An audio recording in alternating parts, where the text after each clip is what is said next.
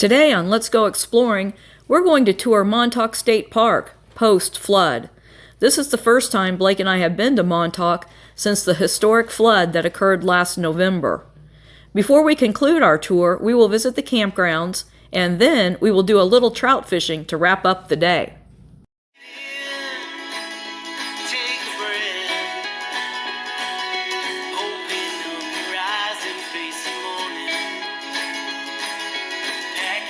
My friend, let's go exploring.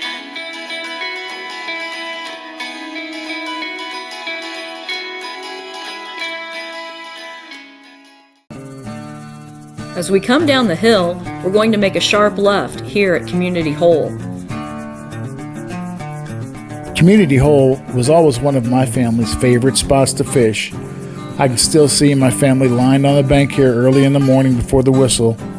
And as the whistle blew and the first trout were caught, I could still hear my uncle saying, "Don't telescoping," as he gave instructions on how to catch that fish.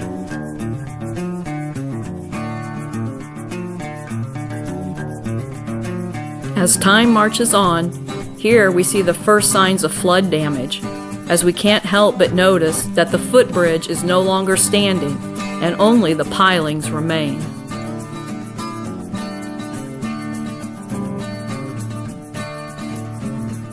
Here is a fun area to check out with your family. As we pull into the parking lot, the Hatchery building can be found to our right, and the naturalist headquarters is straight ahead. One nice feature is that Montauk Lake can be found straight back to the right, where you can fish. It is catch and release only, fly only.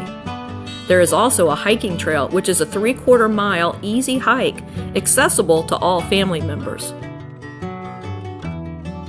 We are now back on the main road through the park and about ready to cross the river.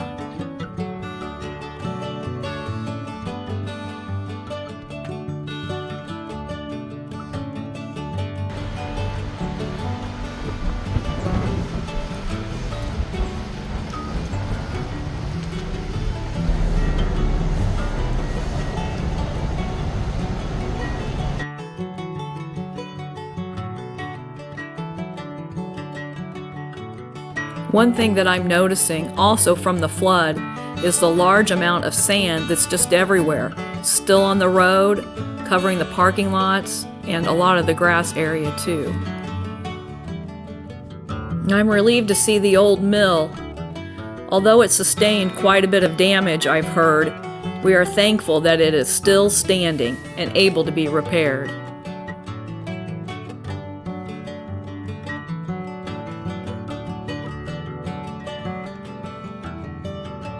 Here's a little better view of it looking back. Here on the left, some of the park's cabins are coming into view. The park offers single, duplex, and fourplex, and 1 to 3 bedroom cabins, sleeping cabins, and motel rooms. I believe there are 18 motel rooms down by the lodge. Making a left-hand turn, we're going to head back towards the spring itself. We will pass some additional lodging and maybe a few views of the river.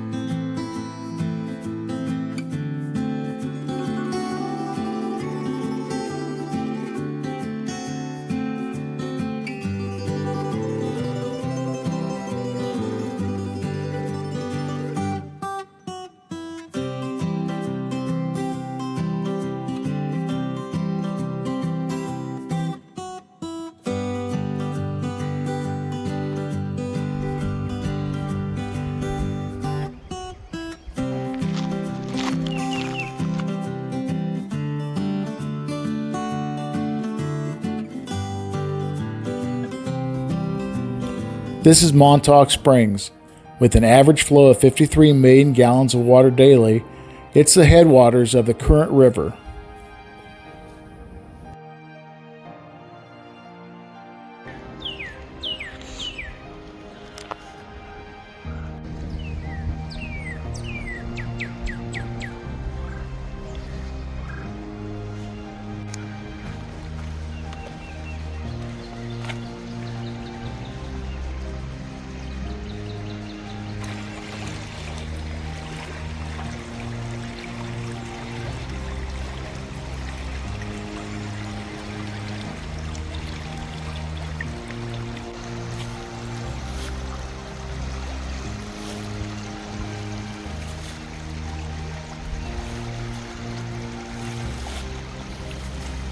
What a beautiful part of the river.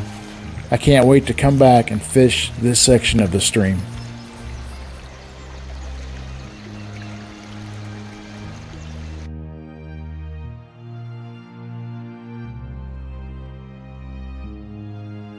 As we leave this area, we're going to head down the hill, take a right, and drive back to the dam. With all of the sand covering the ground, the park will be reseeding areas of the campgrounds and other day use areas in order to reestablish the grass. Looking straight back here is where we would have found cabins 7 and 8. Where they once stood near the stream, they're gone today, badly damaged in the flood, and they could not be saved.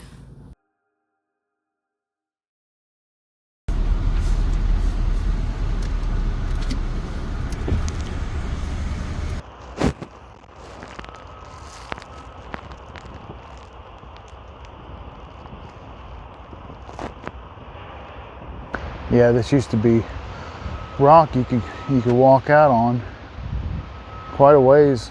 Looks like it pushed all those rocks downstream.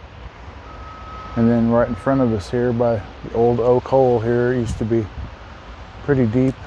It's all shallow now. All the rock that came in here just filled it in.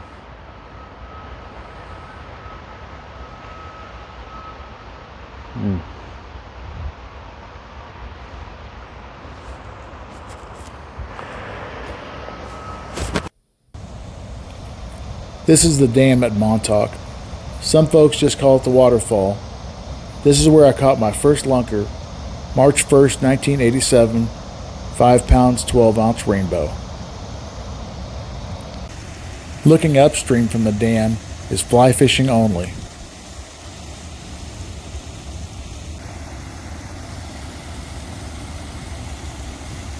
Below the dam, any bait can be used, including lures, natural bait, or flies.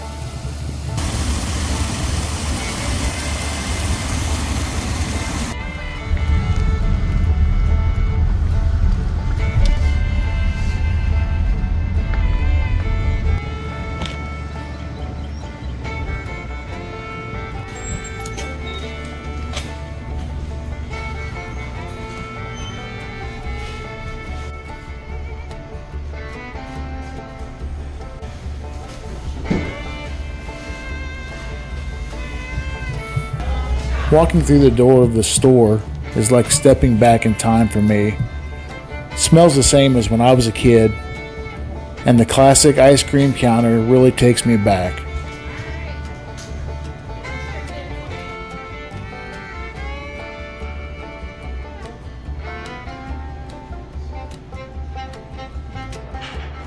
This is where you'll buy your daily trout tag for the day and any other license you need, plus any supplies that you may need for your trip.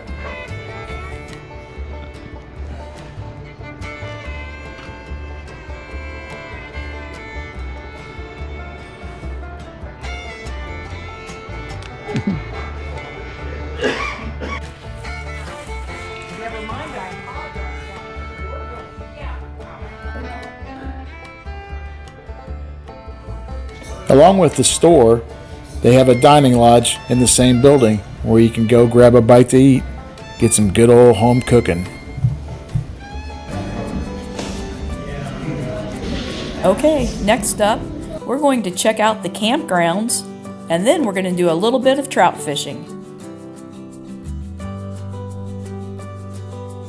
One of the things I like best about Montauk's campgrounds are that they are right next to the current river. The campgrounds consist of 4 loops.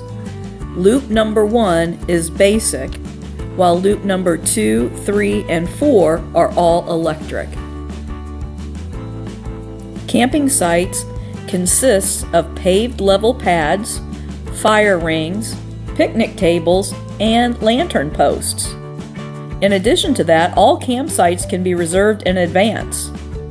There are also some modern facilities including restrooms, hot showers, a dump station, and coin-operated laundry machines. We're going to drive all the way to the back and check out loop number 4 first. The shower house and dump station is located immediately to the right in the beginning of loop number 4.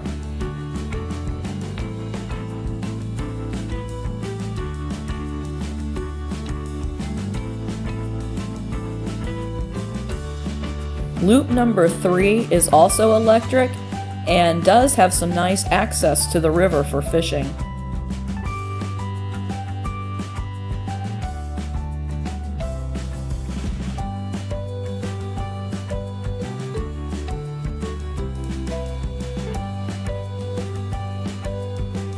This is loop number 2. It is also electric, and this might be Blake and I's first choice for a camping spot for us, although it's been many years since we've camped at Montauk.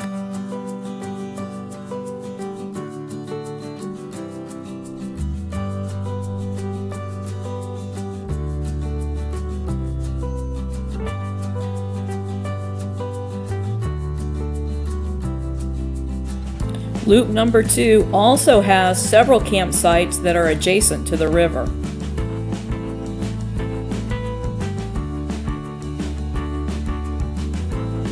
Loop number 1 is very similar to loop number 2, only the sites in 1 are all basic. They offer no electricity.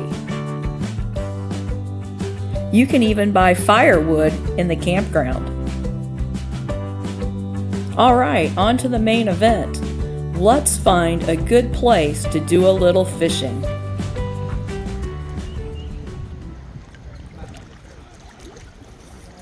So this is the outflow of the hatchery, right? This water.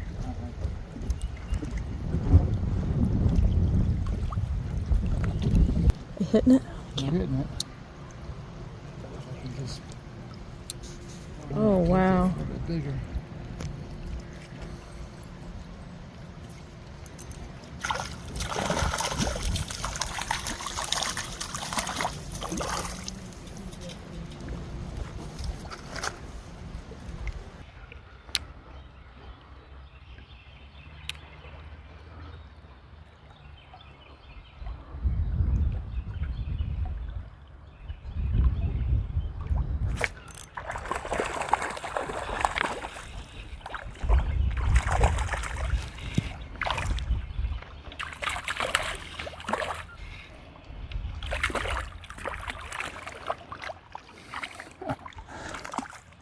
Figures.